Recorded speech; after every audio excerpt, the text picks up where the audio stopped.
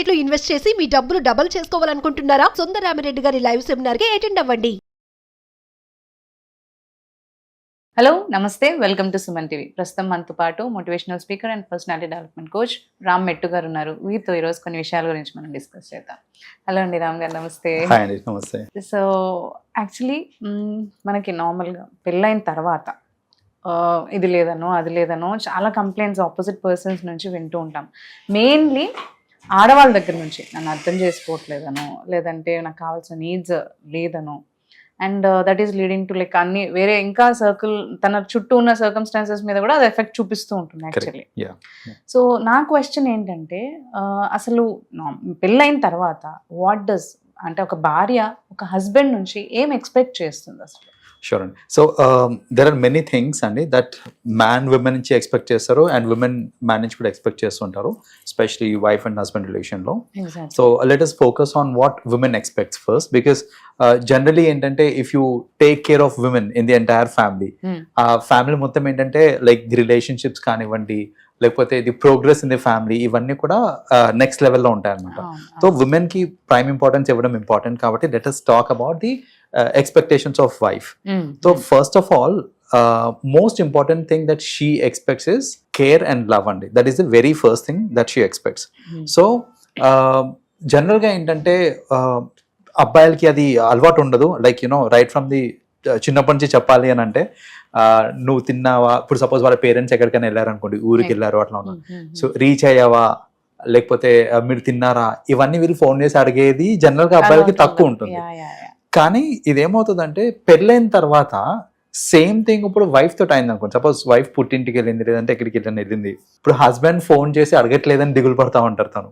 Like అంటే ఏంటి, నా మీద కన్సర్న్ లేదా, నా మీద కేర్ లేదా అనేసి. సో మీకు కన్సర్న్ కేర్ ఉండొచ్చు, బట్ అది చూపియాలి అంటే the very first thing that you have to do is you have to put it in to the action. So మనం ఏంటంటే ఫస్ట్ ఆఫ్ ఆల్ వాళ్ళు ఎక్స్పెక్ట్ చేసే ఈ కేర్, లవ్ అండ్ అఫెక్షన్ ఏదైతే ఉందో that should be at the right place. That is the first thing. Second thing that she expects is understanding. So జనరల్గా ఏమవుతుంది అని అంటే, ఈ నన్ను అర్థం చేసుకునే వాళ్ళు కావాలి అనేది విమెన్కి చాలా ఉంటుందండి. And very few women are lucky enough to get husbands who are understanding enough. Exactly. So generally ఏమవుతుంది అని అంటే కైండ్ ఆఫ్ పర్స్పెక్టివ్స్ ఇవి పెట్టేసుకుంటూ ఉంటారు, లేదంటే కొన్ని రోడ్ బ్లాక్స్, మెంటల్ బ్లాక్స్ పెట్టుకుంటారు మెన్. దానివల్ల ఏమవుతుందంటే even if women wants to do something, దాన్ని వాళ్ళు అర్థం చేసుకోలేరు అనమాట. ఫర్ ఎగ్జాంపుల్ ఇప్పుడు ఒక విమెన్కి ఆస్పిరేషన్ ఉండొచ్చు, like she wants to be so like you know ఏదైనా డెసిగ్నేషన్ చేయాలి అనేసి, లేకపోతే ఏదైనా కోర్స్ నేర్చుకోవాలి, ఏదైనా ప్రొఫెషన్ లో ఎక్సెల్ అవ్వాలనుకుంటున్నాం. సో ఇలాంటి విషెస్ తనకి ఉండొచ్చు. A man should understand this. So ఆ హస్బెండ్ అండర్స్టాండ్ చేసుకొని దానికి కరెక్ట్ గా సపోర్ట్ అనేది మ్యాన్ ఇవ్వగలిగితే that wife will be very happy.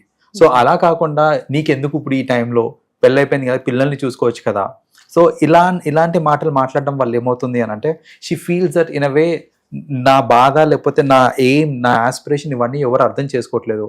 మాటలు ఎందుకు వస్తాయి అంటారు అసలు యాక్చువల్లీ? అంటే నిజంగానే అర్థం చేసుకోక, లేకపోతే ఏదో వేరే పనులలో పడి, లేకపోతే అలా వాళ్ళకి లేదండి. బేసిక్ ఏంటంటే ఇలా అర్థం చేసుకోవడం అనేది ఫస్ట్ ఆఫ్ ఆల్ చిన్నప్పటి నుంచి నోబడీ ఈస్ ట్రైన్. సో ఈ ట్రైనింగ్ లేకపోవడం వల్ల జనరలీ ఏంటంటే parents should take active involvement in it. ఇప్పుడు మనం ఏంటంటే నేర్చుకునేది మన తరతరాల ఎల్డర్స్ నుంచి నేర్చుకుంటా ఉంటాం మనము. సో జనరల్ గా మనం చూసింది ఏంటంటే, మన ఉన్న సర్కిల్లో ఇప్పుడు suppose my wife says that I want to try something really new, నేను ఒక రెస్టారెంట్ బిజినెస్ పెడదాం అనుకుంటున్నాను or whatever it is. Immediately నాకు వచ్చేది ఏంటంటే, ఒక అమ్మాయి నువ్వు హ్యాండిల్ చేయగలుగుతావా ఒక్కదానివే, రైట్? ప్లస్ నా సపోర్ట్ ఉండాల్సి వస్తుందేమో. నా సపోర్ట్ లేకుండా అంటే ఇన్ టర్మ్స్ ఆఫ్ వర్క్ లో నా సపోర్ట్ లేకుండా నువ్వు చేయడం కష్టమేమో. నలుగురు ఏమైనా అంటారేమో. సి రెస్టారెంట్ అంటే it's kind of public forum అది. So you get expose to lot of people. So నలుగురు ఏమైనా అనుకుంటారేమో. ఇవన్నీ ఆలోచించి వదిలే ఏం చేస్తావు అని ఒక మాట అనేస్తారు, ఎక్స్ప్లెయిన్ చేయరు. దట్ నలుగురు నువ్వు ఇట్స్ పబ్లిక్ ఫోరం, నలుగురు నాలుగు మాటలు అంటారు, లేకపోతే ఇది అనుకుంటారు. ఇవన్నీ ఆలోచించి ఏంటంటే నో అని డైరెక్ట్ గా అప్ ఫ్రంట్ చెప్పేస్తారే తప్ప, డిస్కస్ చేసుకుంటేనే కదా సొల్యూషన్ తెలుస్తుంది.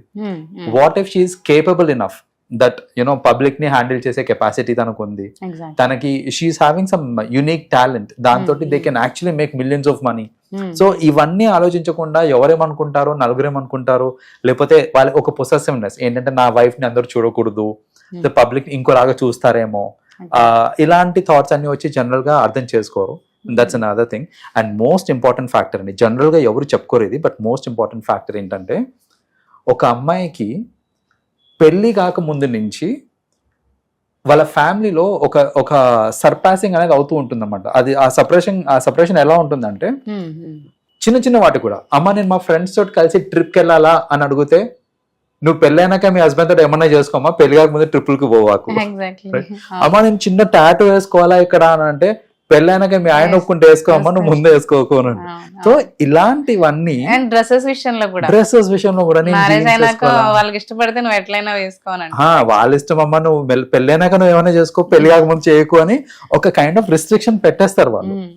పెట్టిన తర్వాత ఇక్కడ ఏమవుతుందంటే నా ఇన్ అ వే విమెన్ కి ఎక్స్పెక్టేషన్ పెరిగిపోతూ ఉంటది. ఏంటంటే అంటే పెళ్ళైన తర్వాత నేను నాకు ఇష్టం వచ్చిన డ్రెస్ వేసుకోవచ్చు, నేను ఇష్టం వచ్చిన టాటూలు వేసుకోవచ్చు, ఇవన్నీ చేసుకోవచ్చు అనే ఒక కైండ్ ఆఫ్ ఇది పెరిగిపోతుంది, ఫీలింగ్ పెరిగిపోతుంది.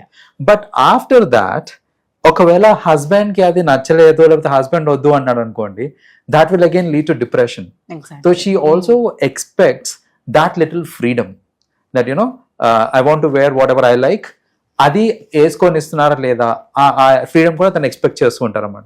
So generally freedom is the third element that most women expect from the husbands.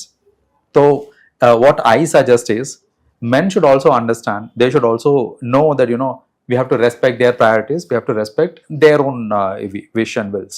So respect చేసి ఇక్కడ నాకు ఒకటి అర్థం కాని విషయం ఏంటంటే పర్మిషన్ అంటారు చూడండి, నాకు అది నచ్చదండి. అంటే హస్బెండ్ దగ్గర పర్మిషన్ తీసుకోవడము లేదా ఈ పర్మిషన్ అనేది, ఇంటిమేషన్ ఈస్ స్టిల్ డిఫరెంట్. నేను సో అండ్ సో పర్పస్ కి వెళ్తున్నాను, మా ఫ్రెండ్స్ తోటి వెళ్తున్నాను, సో అండ్ సో ప్లేస్ కి వెళ్తున్నాను, ఈ డేట్ టు ఈ డేట్స్ కన్వీనియంటా, ఇది ఓకే కదా అని అడుగుతాం వేరు, నేను వెళ్ళొచ్చా అని అడగడం వేరు. So somehow this is hard wired in families. ఈ పర్మిషన్ తీసుకోవడం, మా హస్బెండ్ పర్మిషన్ తీసుకొని వస్తాం, మా హస్బెండ్ పర్మిషన్ ఇవ్వలేదు ఇలా అంటుంటారు చూడండి, అది చేంజ్ అవ్వాలండి.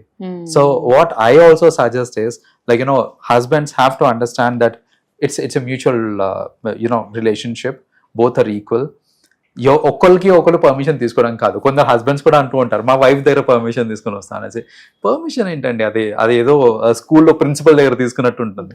అలా కాకుండా ఏదన్నా సరే డిస్కస్ చేసుకొని ఒకళ్ళ ఇష్టాలని ఒకళ్ళు రెస్పెక్ట్ చేసుకొని మ్యూచువల్ డిసిషన్స్ తీసుకుంటే రిలేషన్షిప్స్ హ్యాపీగా ఉంటాయి. So these are the 3 major factors అండి that mostly wife expects from love, understanding and that little bit of freedom to do what she likes. Yeah. Thank you so much for sharing. Yeah, thanks Andy. Yeah.